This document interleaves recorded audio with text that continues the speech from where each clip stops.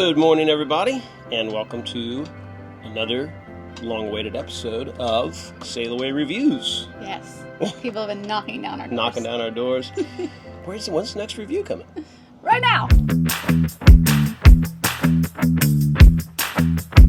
This review has actually been a little bit of a while coming. It took us a while to get this one together. We did the footage for this when we were visiting the States over the winter, which is why the footage is not the footage you see here. But it was a great testing ground to get a feel for this bike and how it functioned and operated. And start off by saying, really well. I really like this bike. Why don't you tell us what this bike is? This is the Lacros Pinecone 20-inch fat tire foldable bike, which is a lot of really good things all put together in one. And it comes in at a pretty reasonable price at around $800 as of this taping. You know, if you're looking for a kind of go anywhere e-bike that you can actually fold up and throw into the trunk of your Corolla, this might be the bike for you.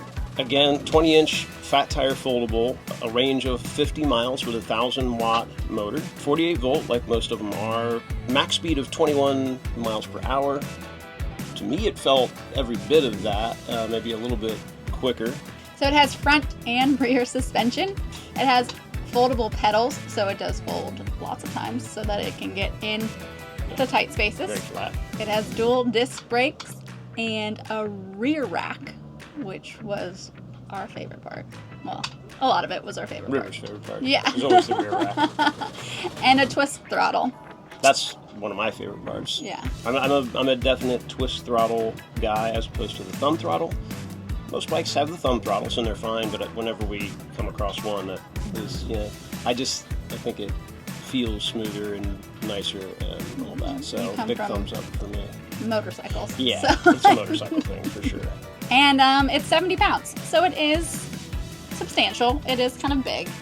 Yeah. But it's not, for what it is, it's not big. Right. Make sense? You can't compare the weight of an e-bike to a foldable e-bike to a foldable regular bike because the e-bikes with the battery and the motor and all the stuff, they always come in much, much heavier, but it is an e-bike. And it's definitely doable for a typical person to be able to lift it in and out of a car.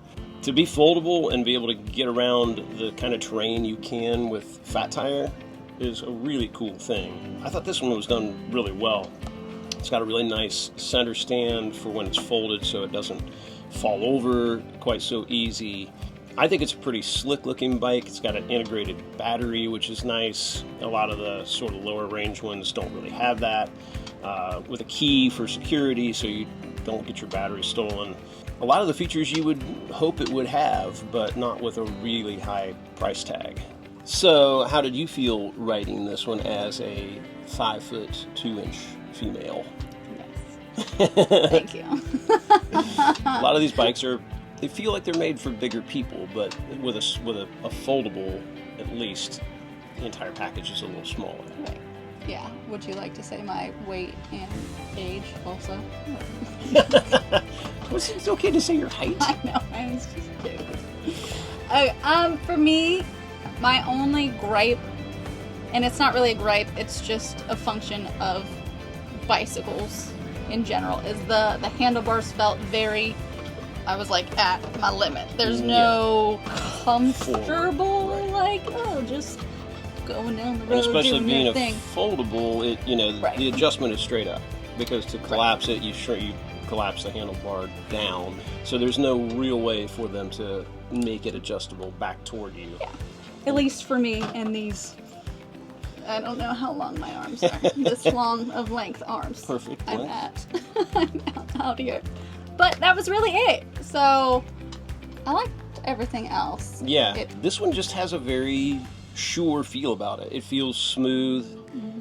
It's not a particularly powerful bike spec-wise, but we all kind of know how specs are a little padded sometimes or whatever.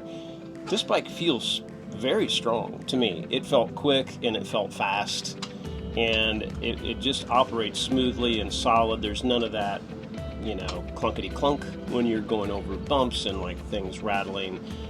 It's a good solid bike. I think for the price point it's at, I think it's a winner. But maybe we should talk about why it's in Ohio and not here. Just functionally with our boating, these are things, if you're gonna get any big electronic items like e-bikes particularly, it's best to do it before you leave a continent. Is how I feel. Trying to get anything into the smaller islands is going to be hard. So we have been able to ship items in, battery-powered items into St. Martin, and it's kind of the exception. And even there, it costs quite a bit to get it shipped in. Right. But you can do it at least. But it's got to go freight. You can't fly anything with a battery like this. Yeah. But if you are watching us because you're a cruiser, this is definitely something to think about before you leave the States, right. Or any continent, like you said. Right. So anyway, that's just housekeeping. Yeah. General information. Yeah. And this is one, if you have a big boat, especially if you are living more of a marina style life, a foldable bike like this could work for you. You just need a spot for it, which is the problem for any of them that are not foldable. I don't think any of these kind of bikes you want to be throwing in and out of a dinghy to go back and forth to shore. We've done that. It sucks. It's hard. It's very hard. They're too heavy for that, for a normal person. It does feel like, it didn't pop the dinghy, but it felt precarious. Yeah.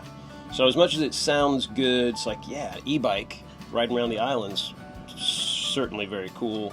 Foldable, it's compact enough we can store it. They still weigh 70, 80 pounds.